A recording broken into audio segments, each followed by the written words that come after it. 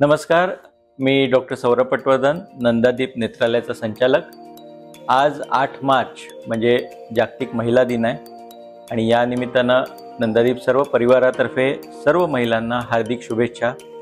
गेल्या कित्येक वर्षांपासून अगदी झाशीची राणी लक्ष्मीबाई, अहिल्याबाई होळकर, सावित्रीबाई फुले, आनंदीबाई जोशी, कल्पना चावला, मदर टेरेसा आणि इतर अनेक कर्तबगार स्त्रियांनी या आपल्या देशातल्या विविध क्षेत्रांमध्ये खूप मदत केलेली आहे आणि त्याच्यामुळेच भारतीय समाजाची अग्रेसर वाटचाल चालू आहे।